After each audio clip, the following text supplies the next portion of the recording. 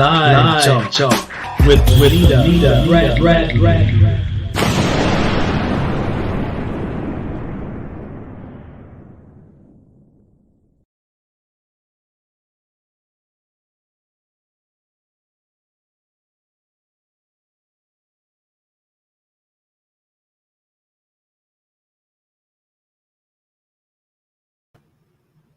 Good evening, everybody. It's Benita. Good evening. Good evening. Hold on, I'm getting a phone call. As soon as I go on the air. So, listen. Hey, everybody. I hope everybody is doing well. I just dropped in for just a little bit to say good evening to everybody. Let everybody know I am feeling much better. And for those of you that have been following me, you know we are only 6 days away from surgery. God bless you, Van. How's it weather in Philadelphia? So let me start off by saying, first of all, good evening to um, Instagram. Good evening to Periscope Twitter. Good evening Facebook, and good evening YouTube. All right, I think I got everybody. In. So, and as soon as I went on air, my phone was ringing. I'm so glad that I did. I turned the ringer off. Let's see. Give me 1 second. 1 second.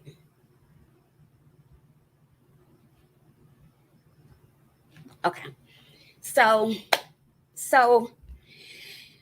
those of you that have been following me, you guys know I have been on a journey, and lately I have been extremely tired.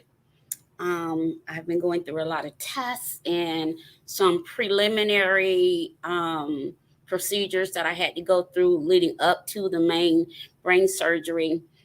Summertime? Wow. Wow.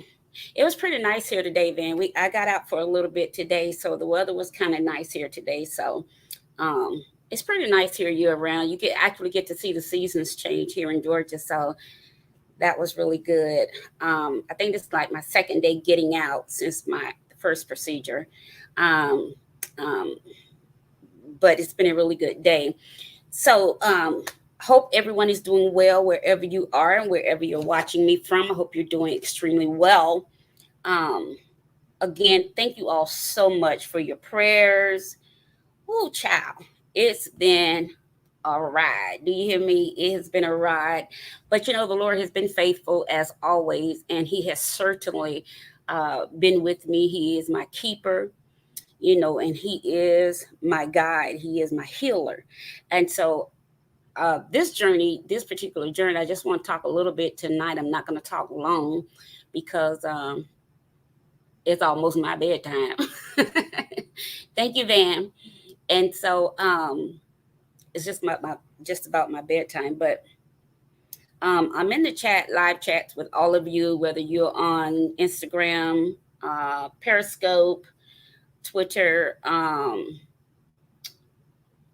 YouTube. I'm live with all of you guys tonight. Okay. All right. So, for those of you that's been following me, you guys know that I am a brain tumor patient and that I have two different types of brain tumors that I've been dealing with. And a lot of times I get kind of tickled because a lot of times when I tell my story, oh, absolutely, this is not my first rodeo, Van.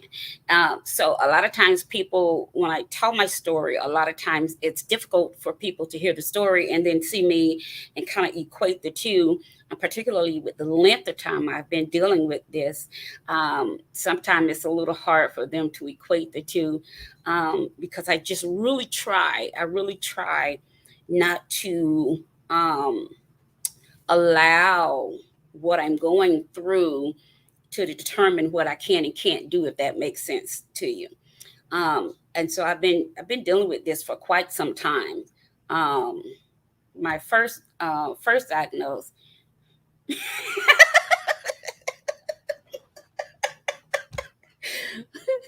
I'm sorry. Kevin. Oh my goodness. That is so funny. Um, I'm sorry.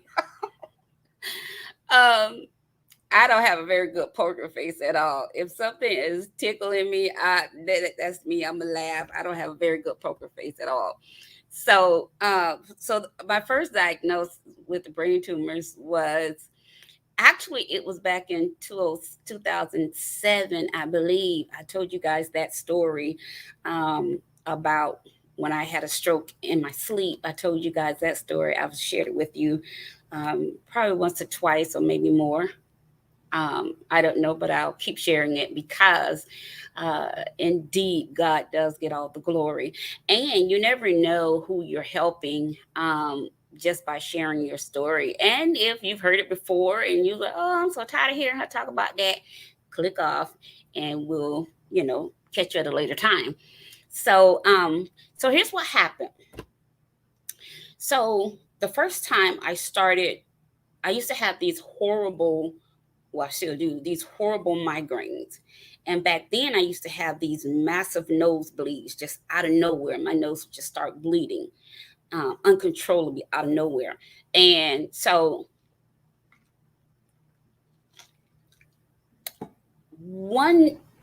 I had gone through, let me see, I've been married for 20 years, and in 2006 or 2005, we got divorced after 20 years. Shortly after that is when everything started happening. So a lot of times I thought I was just under stress. And man, you are sharing this. Yeah, yeah. And so I thought I was just under a lot of stress and everything. So um, I remember uh, having to go see a neurologist because I kept having these horrible headaches and these horrible nosebleeds.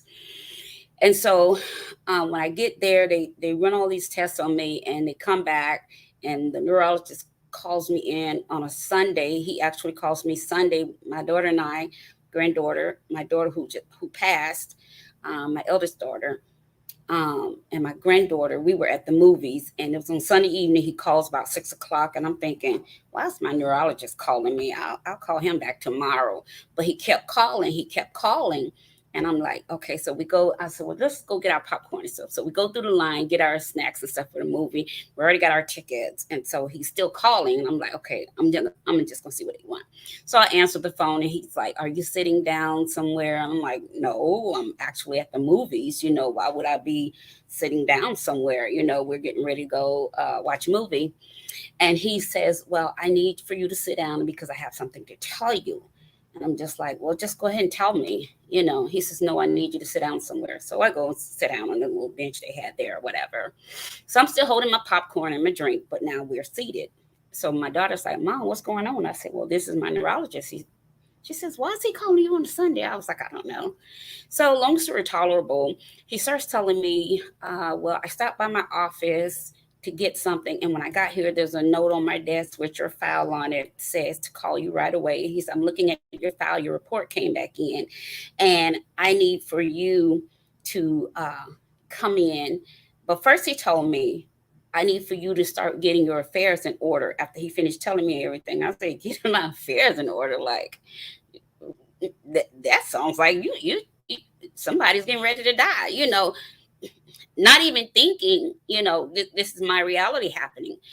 And so he says, well, what we found was that uh, cancer has metastasized to your head and your skull and all of that. And I was like, wait, metastasize? I know what that means. That means it came from somewhere to somewhere. It spread. So I said, no, that can't be right. I've never had cancer. Nobody's ever told me I had cancer anywhere. In order for it to spread from somewhere to somewhere. And so I knew enough to know what that meant. But here again, nowhere in my mind was I prepared for what he told me next. So he starts talking to me, and he says, well, the tests are conclusive. Um, I said, so are you saying I'm gonna die? He says, yes. And he says, but I really need you to come in. And I'm like, I don't want to come see you now. You're giving me this, this bad news. This is what I'm thinking in my mind. My mind's just like racing, racing, racing. Like, so he tells me he doesn't know how long I have to live, but he knows it's not going to be long. And I'm just like, oh wow. So I'm destroyed now. I'm totally distraught. And so get home and I go in my closet just screaming. I'm crying. I call my brother. I was like, hey, you gotta look after my kids. Um, I, you know, I had gone through the divorce and everything, and just like, wow. And while I was going through the divorce, my eldest daughter, she gets diagnosed with Hodgkin's lymphoma, which is at that time they called it juvenile cancer. She was 18, 19 years old. And so I got all this going on. So I'm just thinking, I'm just under a lot of stress. This must be what they're seeing. They got to be saying, this, all of this is because of stress, just stress, you know.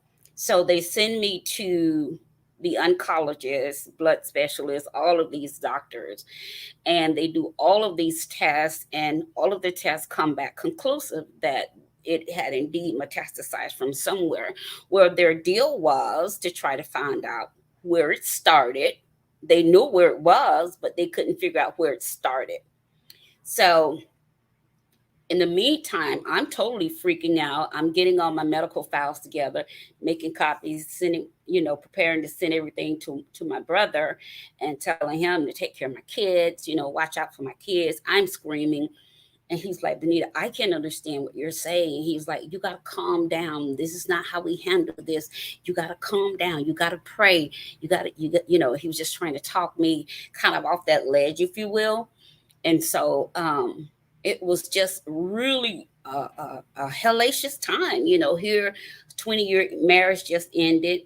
We both were in ministry, both pastors and preachers, all that good stuff. And we go through this divorce. And then on top of that, in the middle of divorce, my eldest daughter is diagnosed with cancer. And then soon after that, they hit me with this news. So now we're at about 2007. So we're about 2007 at this particular point. And so now I'm going through all these tests.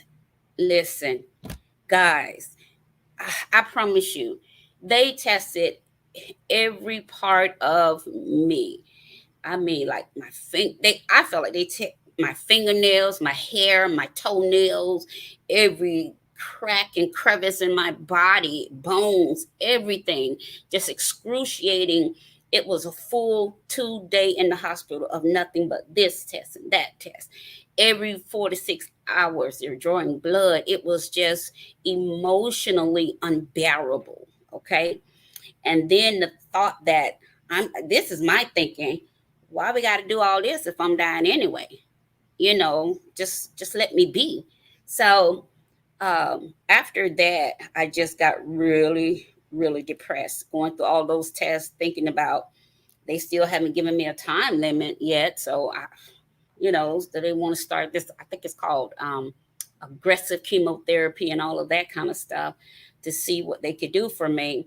So after I go through all these tests, I have a couple of meetings with the oncologist, and then I have to see a blood specialist as well.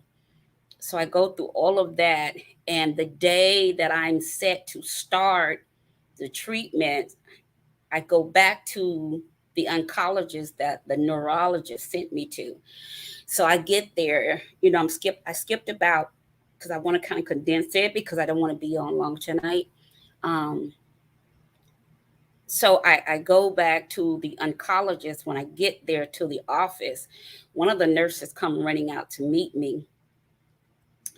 My heart like literally fell to my feet, and I just stood there. And I thought to myself, okay, this is it. They got a time period. I didn't know if it was 3 months, 6 months, a year, 3 weeks. I didn't know. So I braced myself. And she says, no, it's okay. It's okay. She was like, breathe. It's okay. It's okay. So she comes and gets me. She takes me in the back. Well, when we get in the back, the doctor is standing back there, and he just kind of stands there looking at me, like gazing at me. And again, I'm thinking, okay, this is it. I don't even have 3 months now. This is, like everything's going through my mind. And he says, he looks just totally perplexed. He looks puzzled. And I'm thinking, okay, he probably, if you don't know how long I'm going to live, then, just so much was going through my head that day. And so much had gone on that year, the year prior, with the marriage ending. And a lot of times we don't like to talk about going through divorce in church, particularly when we're in ministry. We both were pastors. We pastored together. That's really kind of hard to go through. So it was just a lot going on. So he gets me in the back, and again, he's just looking perplexed, totally perplexed. And so he starts talking, and he says, well, all of your tests came back. He said, we did the first set of tests. He said, those were conclusive. He said, but I wanted to run a third set of tests. He said, I don't even know why. He said, because normally if the first test that I run is conclusive with what the neurologist and the other specialists have found, then we're normally good to go on that. He said, but I just really wanted to make sure. So he said, I did a third set of tests. He said, that's why you had to come back another day. He said, because I was ordering more tests. And I said, oh, okay, well, they didn't tell me that. I didn't realize you were ordering more tests as we were going along. I just know they kept telling me to come back to the hospital. So we're sitting there. He's looking perplexed. He has my folder open. He says, well, whatever was there before is no longer there. So I said, what do you mean? I said, I'm not dying. He says, no, you're not. I said, so I don't have cancer in my brain? He says, apparently not. So then I go, so this whole thing was a mistake? He was like, no, there was no mistake made. There was no mistake. He said, I read the reports from your neurologist. I read the report from the, I can't remember what they call the blood specialist. I think is a hematologist or something like that. I think that's what it is. Somebody tell me in the comments what I think the blood specialist is called, the hematologist. If I'm not correct, somebody put it in the comments for me. But I think it's called a hematologist. And the report from the hematologist, and he said, then I have my reports, and they're conclusive. He said, however, the last report I ran shows something different than all of these reports. So I said, again, so this was all a mistake. He said, no. He said, what I saw, what was there. He said, I saw it myself. He said, what I'm telling you is that whatever was there, it's no longer there. And so I'm sitting there like, I don't know how to respond, because I'm too afraid to rejoice, because I'm not sure if I'm understanding what he's saying. And then I'm a little relieved not to keep being depressed about dying, because you just said I'm not dying. But so I really I didn't know what to do. So I didn't have much expression. I said, I don't understand. He says, what I'm telling you is that whatever was there, it was there. He said, by the time we got through putting you through all those tests, it's no longer there. Now, guys, listen, this was in 2007. 2007. This happened in 2007. Okay? 2007, guys. And so we fast forward. I always kind of get emotional when I think about that, because of everything that was going on at that time. And when they said I was dying, and somebody might understand this and somebody might not understand it. But when you got that much going on and you hear that kind of news, you don't really know how to feel about it. You kind of feel like, well, this was got to be, this got to be. Part of you kind of feel relieved because you got so much hell going on around you. You don't really know how to feel, is what I'm trying to say. So I can't tell you that I was just overjoyed and speaking in tongues and thanking God and hoo-ha and doing my happy dance. I can't even say that. I'm honestly, I can't tell you that because for a long time, even afterwards, I did not know how to feel. I didn't know what to do. I didn't want to get too happy and start living my best life. And then they were wrong. Then I didn't want to act like I wasn't going to live. You know what I'm saying? So I really didn't know what to do or how to feel. And so fast forward um, to needless to say, I didn't die in 2007, thank God. Um, so fast forward to 2012, I was almost asleep. And I'm sure some of you've heard this story before.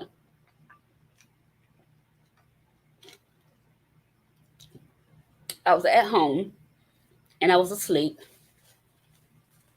Wasn't in any pain, hadn't been sick, none of that. And um, I was home by myself, I never forget. And I'm asleep and I hear someone says, Benita, just like I'm talking now. No, hoopla, none of that. Nothing, ooh, no music, and didn't hear anything like that.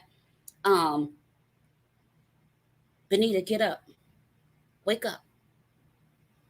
So I'm looking around. No, nobody's home. Like, okay, get up. You're having a stroke. So I'm like, I can audibly hear it. Like, get up. You're having a stroke. So I kind of raised my head up a little bit from the pillow, kind of stretch out. I was like, am I dreaming? Like, I know ain't nobody in my house, like, okay. So I lay back down, go back to sleep. And I don't feel anything. I don't feel a thing. And so uh, I hear it again. Wake up, you're having a stroke. But this time, I'm so sleep. I'm so deep into the sleep. My bed starts shaking. My whole bed just starts shaking, shaking, shaking. And so I'm just like, oh, that's so aggravating. And so I kind of open my eyes a little bit. And at the foot of my bed, there's this figure, silhouette of a man standing there shaking my bed. Benita, get up, get up. You're having a stroke. And he literally starts to talk to me. Get up, put on some clothes, get to the hospital. You're having a stroke. And so I'm just like, okay, okay. So I get up. I don't feel anything wrong with me. I don't sense anything is wrong. I call my son and his girlfriend. I say, hey, can you guys come over, take me to the hospital? They were like, what's wrong? What's wrong? I was like, I don't know, but I think I'm having a stroke. It was like, what? I said, I think. I'm kind of nonchalant about it because I don't feel anything. I never had a stroke before. I don't really know what it feels like. So they get there, they take me to the hospital. I walk in the hospital to the triage nurse and she says, how can I help you? And I said, well, I think I need to see a doctor. She said, well, what's wrong? I said, I think I'm having a stroke. She said, you think you're having a stroke? I said, yeah. And she said, well, what were you doing? I said, I was asleep. And she says, so smile. So I smiled. And she says, I think she asked me if I had a headache. And I can't remember that part.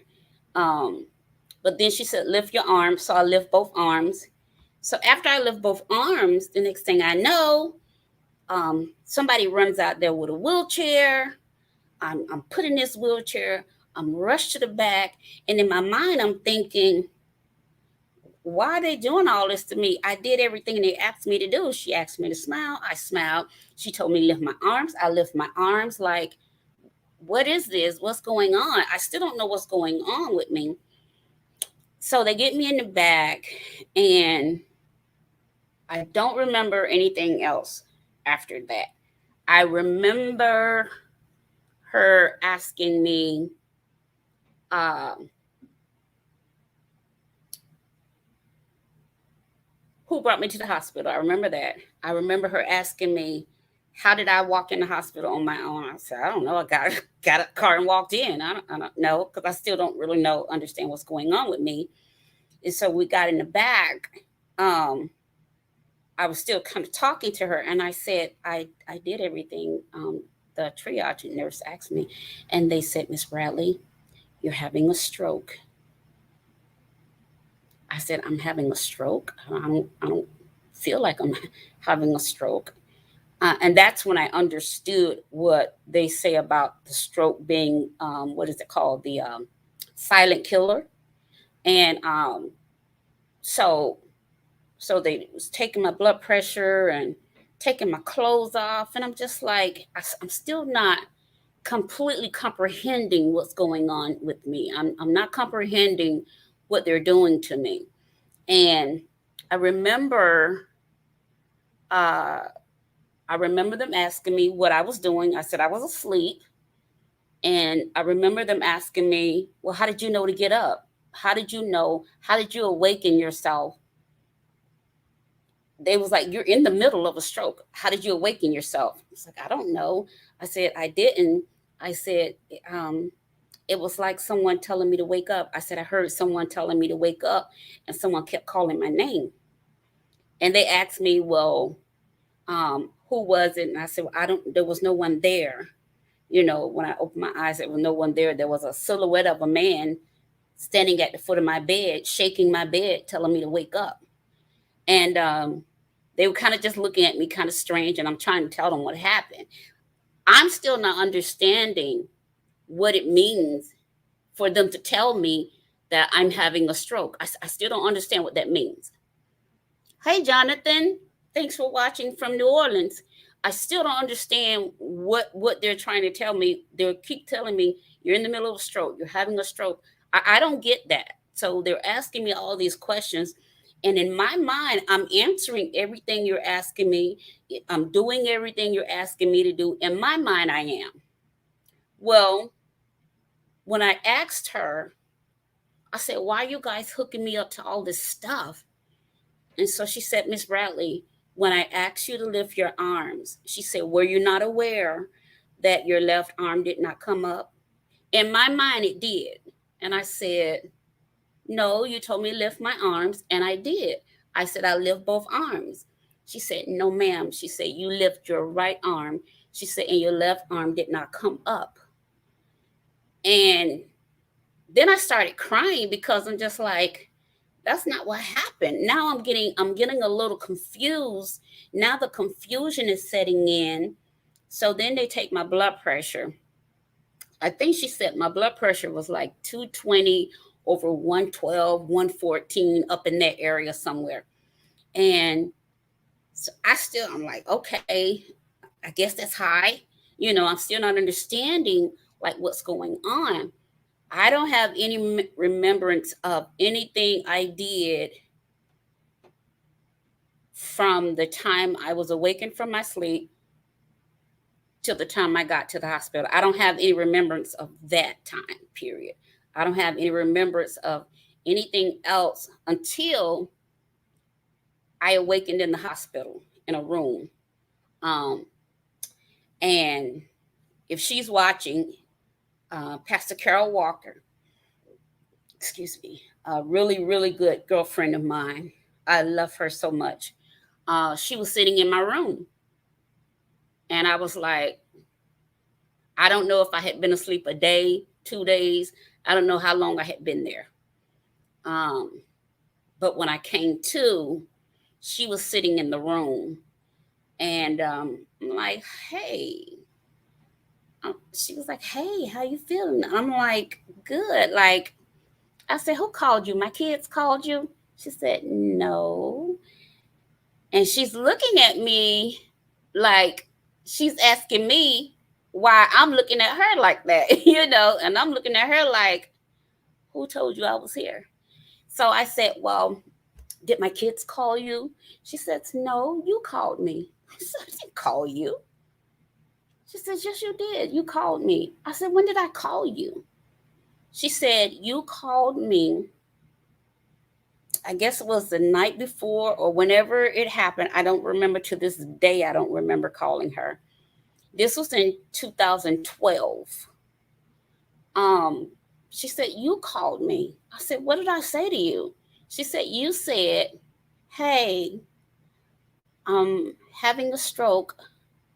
I'm having a stroke. I don't remember what else I said to her. I don't know if she said I told her I was at the hospital. I must have told her I was at the hospital because she was there when I woke up. And I couldn't to this day I still don't remember making that phone call. But if she was there and she said I called her, I take her word for it. And I will forever be grateful to Carol Walker for that. When I say forever, I will forever be grateful. She can probably tell me some things that I don't remember that happened. And what she explained to me, she was like, your blood pressure was so high. She said, you probably won't ever remember talking to me. She said, you probably won't ever remember even calling me. And she's right. I absolutely, to this day, I still don't remember making that phone call. But she was there when I came to. So I stayed in the hospital about a week. And um, even when I walked in the hospital, I didn't realize my left side was dragging. I just didn't see anything wrong. So I had to go be strapped to a walker so I could walk and build up strength in my left side and all of that. I had to go to speech therapy. I had to go to occupational therapy and physical therapy because this whole left side was just really weak. And so it was at that time they came back and they said, well, we did all your tests and there seems to be a small tumor on your brain. So I'm like, oh, okay, here we go again with this. So they say, well, there seems to be a small tumor on your brain, but it's treatable. I said, okay. So they started me in treatment. Again, I'm still in physical therapy, all of that. One of the things, and I tell this part of the story because it's a part I'll never forget when I had to go to physical therapy and occupational therapy and speech therapy. I never forget because, again, I still didn't understand what it meant to have a stroke.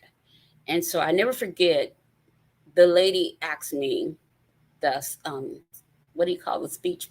Is it speech? I can't, speech therapist, whatever she is. She was like, can you say the alphabet for me? I said, sweetheart, I have a legal degree. I'm not going to be subject to saying alphabets for you. You know, I'm not going to do that. And she was explaining to me that's the only way they can, how do you say, measure or assess the amount of damage that the stroke did. So I was not cooperating. I just thought she was trying to insult me.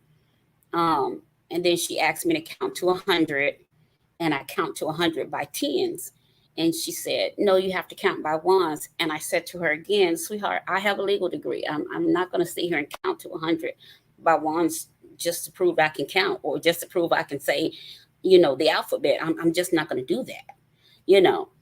And so she continued to try to explain to me. I was so offended, not totally understanding that you've had a stroke here. I didn't know what that meant. So when she kept asking me to do stuff, I was getting offended. I thought she was just trying to be, whatever, So I said, no, I'm just not going to do that. And then I remember one day, I said, well, okay, I'll do it. I think I got to like G. I couldn't remember what came next. I couldn't remember. And it was at that point I started crying. And she came over and she sat next to me. She gave me a tissue. And she said, Ms. Bradley, this is why it was important that you participate in these exercises. She says, I apologize for how offended you felt. She said, but that was never my intention. She said, um, this is what we have to do to measure or to assess the amount of damage that the stroke has done to your brain. Because at that time, I had a legal degree. I don't know anything medical. Don't know much about the brain, you know. So we go through that, and then one day I get there, she had these cups lined up, Jello, pudding, water. I'm just like, let me do this, and they call it a swallow test. And again, I'm still not comprehending. All of this has to do with the strokes. So they said we found a brain tumor, so they put me in treatment for this particular brain tumor. Well, fast forward 2015, everything's going fine. I'm in treatment, everything looks good. 2015, I'm in the gym, and I think at that time I had been in the gym for like an hour and a half. I normally would go and stay about 2 hours. This particular day, I'm in the gym, hour and a half, and so I started feeling some kind of way, like, oh, what's wrong? My body started getting tense. And I'm thinking, okay, maybe I had too much weight on the thing when I was lifting, doing weights. Maybe I had too much weight on it. So I was on the phone with someone, and they start asking, what's wrong? I said, what do you mean, what's wrong? They were like, you're starting to sound funny. I said, I don't know. I guess I'm tired. And so he was like, no, you sound funny. And he was like, are you still in the gym? I'm like, yeah, I'm still in the gym. He's like, you probably need to go home. Go home and just rest for a minute. So I don't feel anything. I don't feel, because remember when I had the first stroke, I was asleep. So I don't feel anything. So now we're in July of 2015. And so my friend on the phone, he says, does this feel like it did before when you had a stroke? I said, I don't know. I was asleep. I had the stroke in my sleep, so I don't know if this feels the same.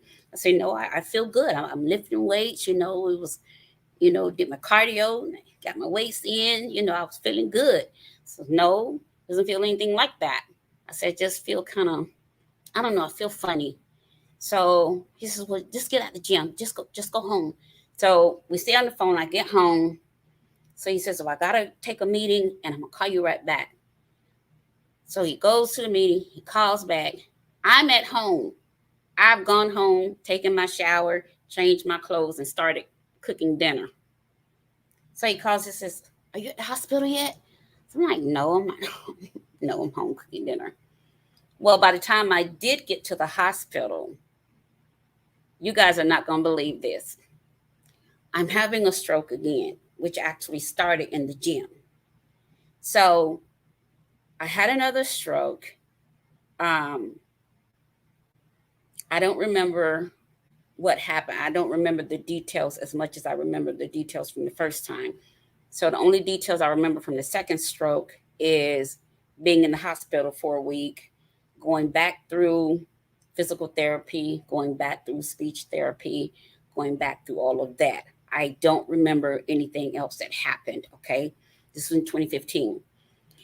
What I do remember is when the head of neurology came in, and there were 4 other doctors with her, and they surrounded my bed.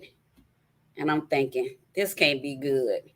And she came over, and she put her hand on, like, near my foot, and she started rubbing my foot. She said, how you feeling? I said, I'm okay. I'm like, what happened to me? She was like, you had another stroke.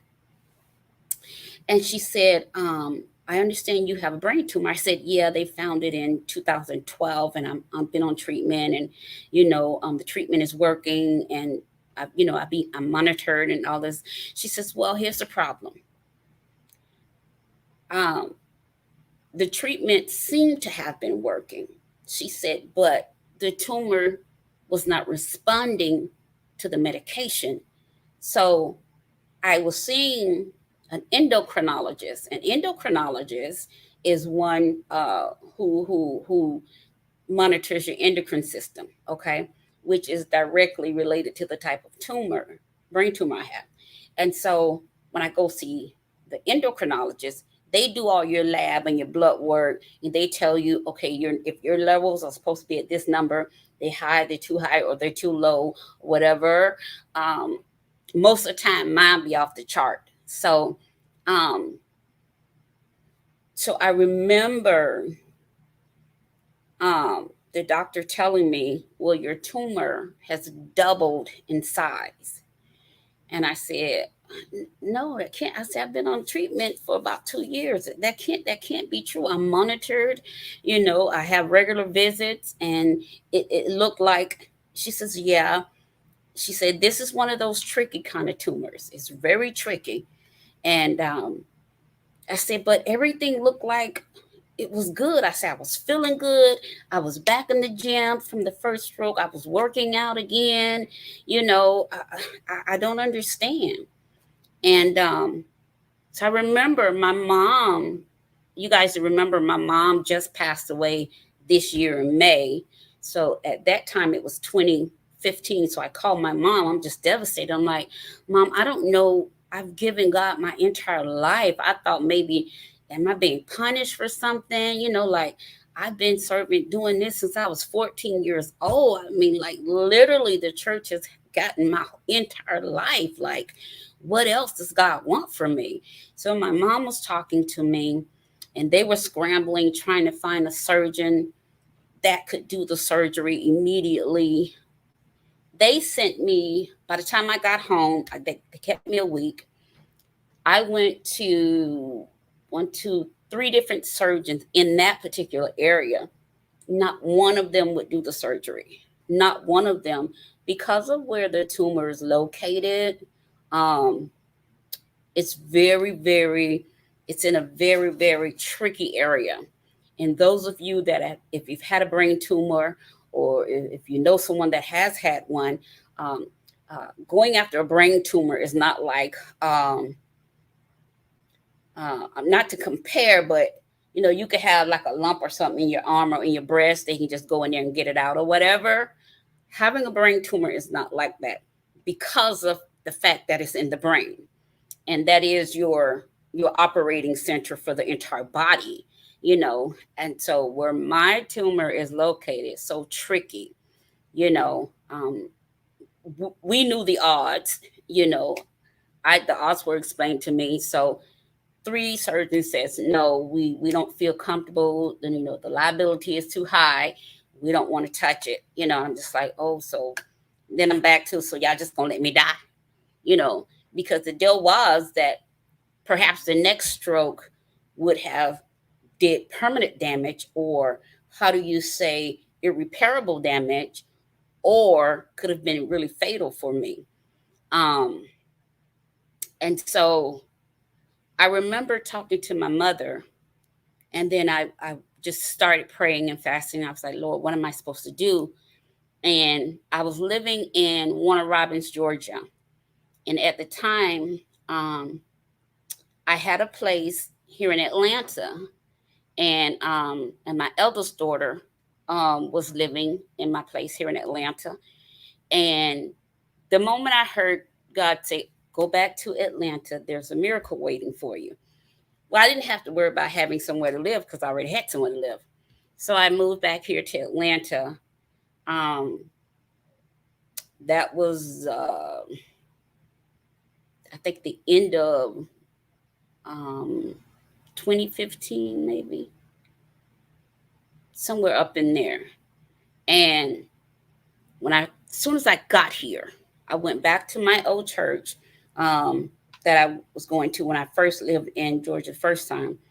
And I went to my bishop and I talked with him about it. And he shared with me that his mom had the exact same tumor. So he told me, go talk with her. She and I talked about that. And then he prayed. And shortly, here's what he prayed. He said, Lord, please let this doctor find what no one else could find, because we need answers. So by that time, guys, I had lost all of my peripheral vision. My frontal vision was going. I was going completely blind.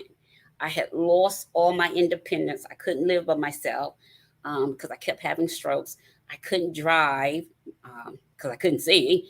Um, and so I was just like in this place, you know.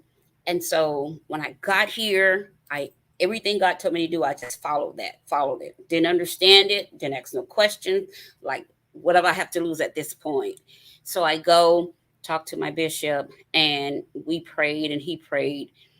And the first visit of the surgeon that I have now, on the first visit, he sent me to go get an MRI.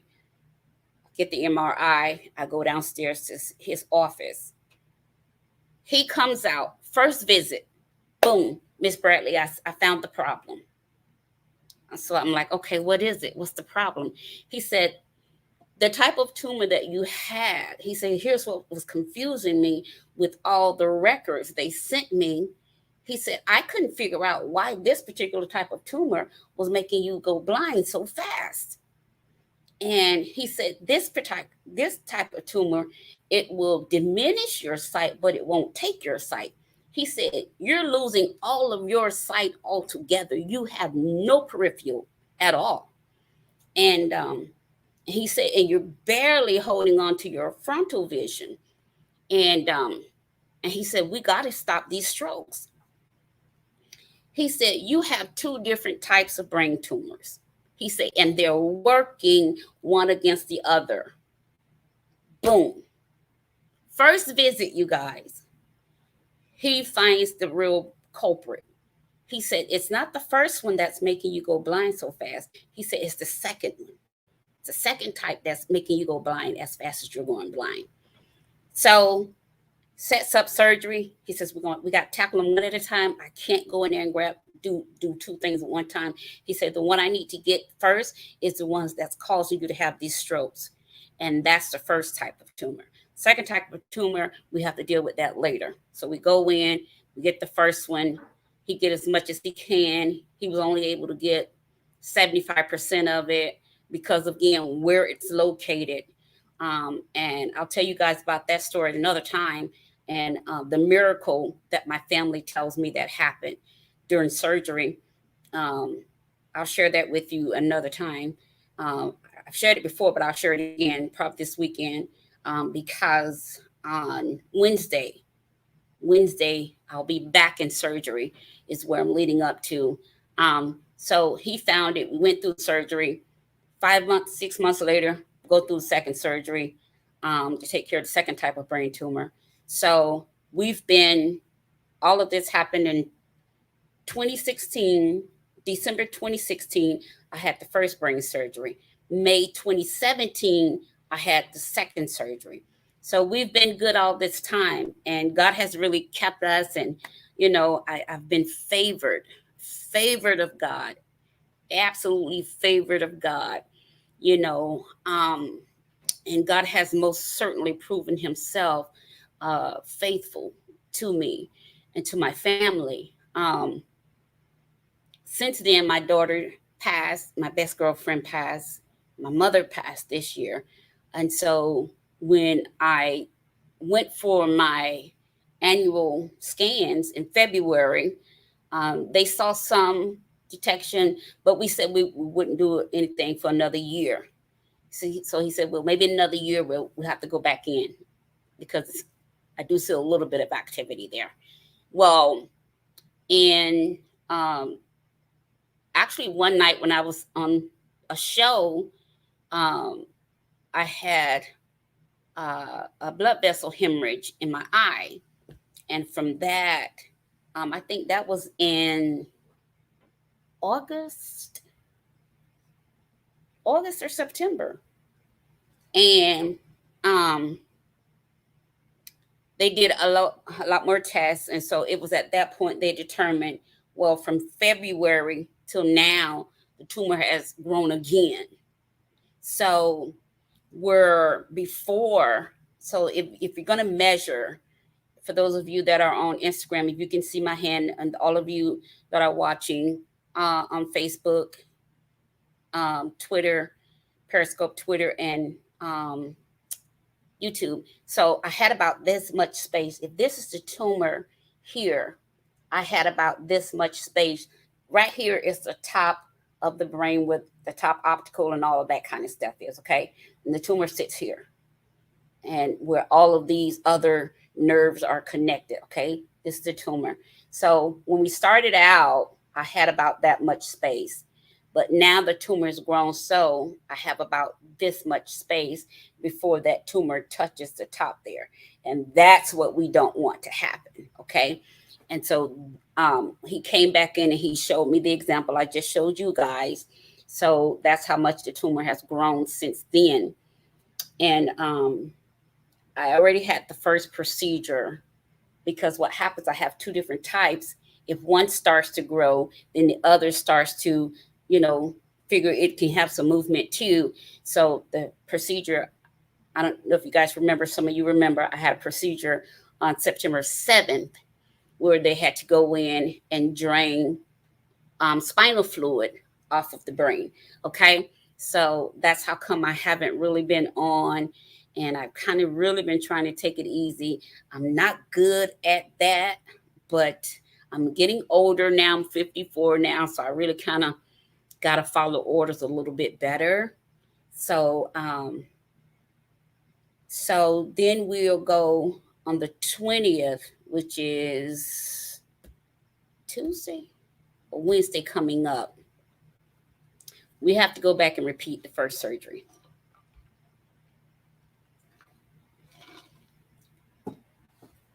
So I'm not so much worried about the surgery.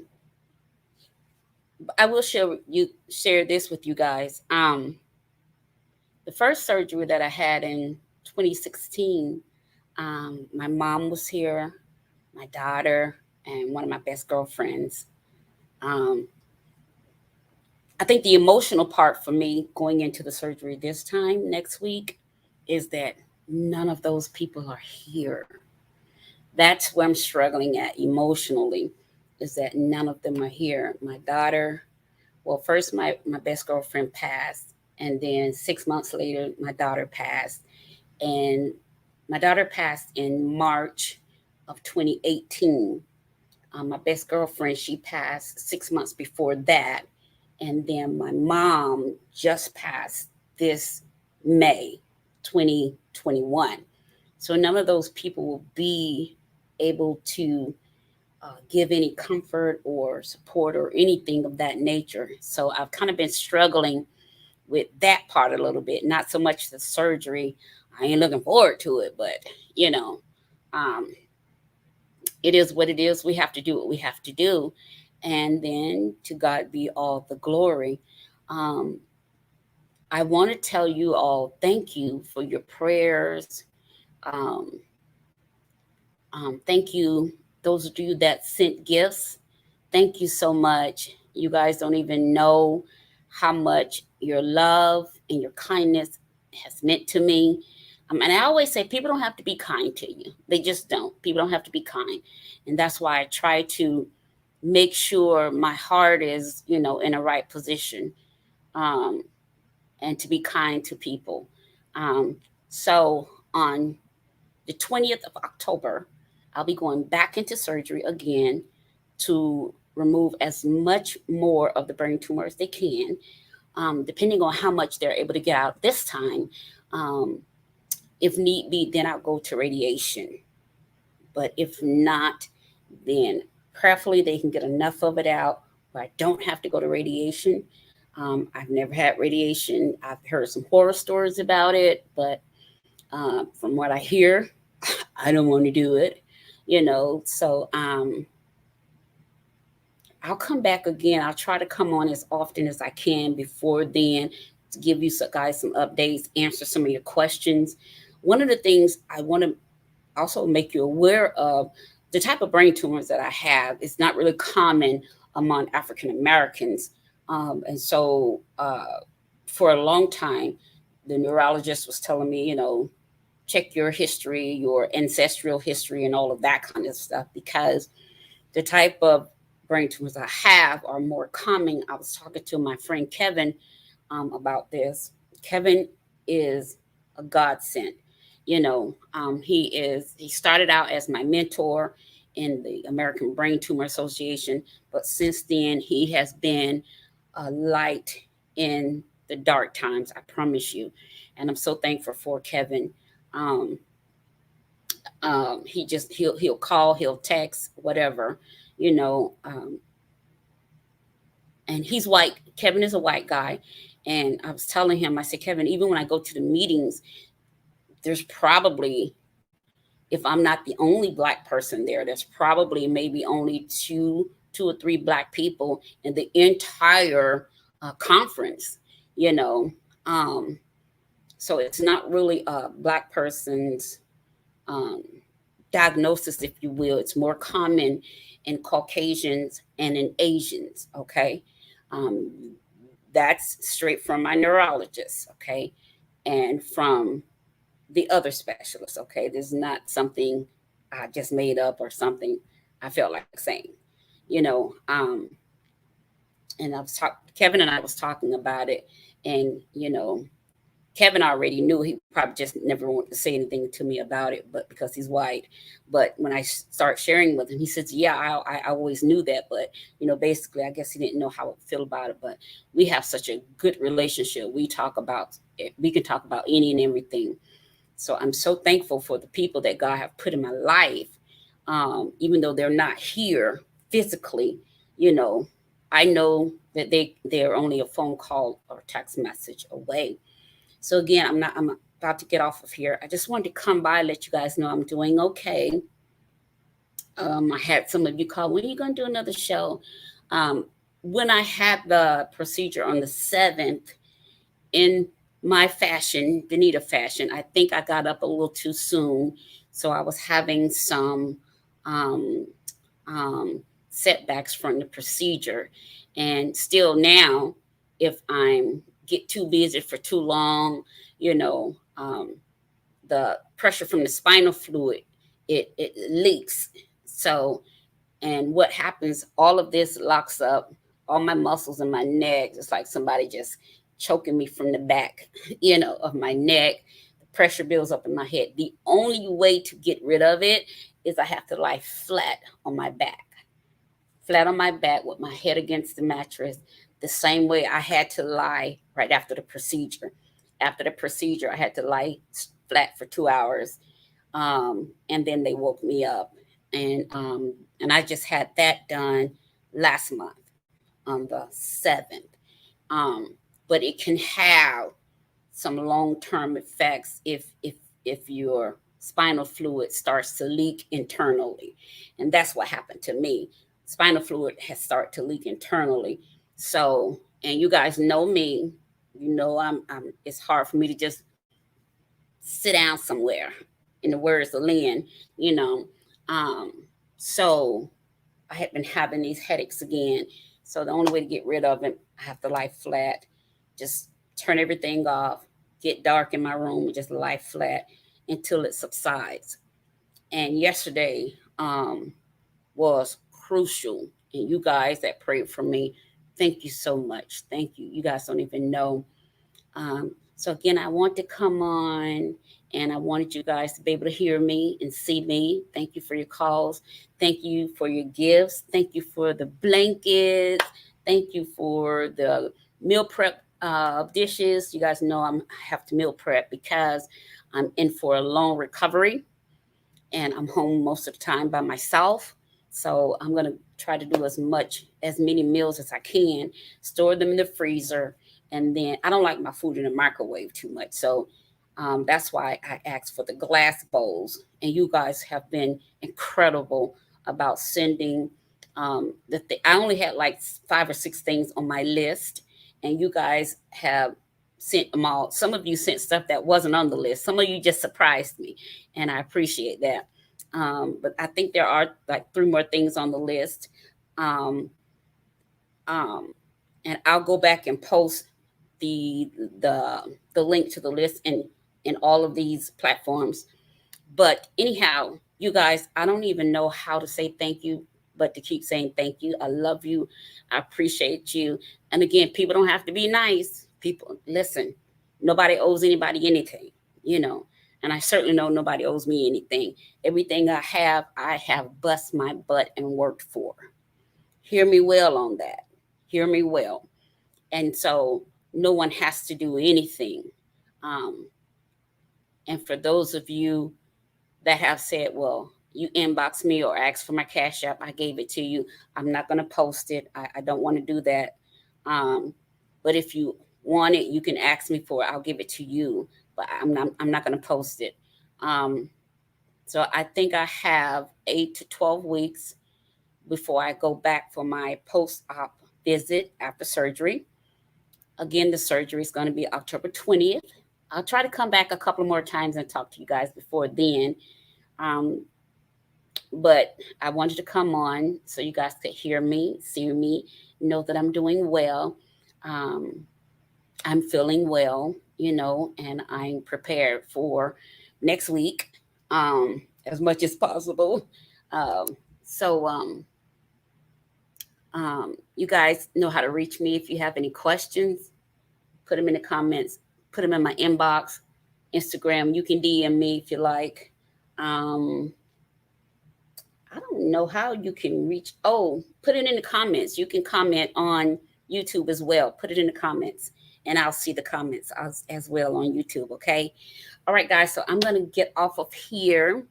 Oh, how you guys like my mohawk? I called myself doing a mohawk tonight. Did you guys like it? So I did it myself. I don't know. But anyhow, again, thank you guys so much. I love you all so much. Keep me, my family in your prayers. I'll do the same for you. Again, if you have any questions, just let me know, and I'll try to answer your questions as best as I can. All right. Listen, guys, I love you all so much. Thank you for tuning in, and I will see you guys the next time. Okay. Thank you, Van. Thank you so much. Thank you all for tuning in. Kevin, you made me laugh. That was hilarious. Thank you all so much. All right. I'll try to come back tomorrow, spend a little time with you guys tomorrow, and most certainly over the weekend and over the next few days up until Wednesday. Okay. Because I know it's going to be a while after Wednesday before you guys will see me because of the way the surgery is going to be done. You won't see me for a while. Okay. All right. Until then, good night.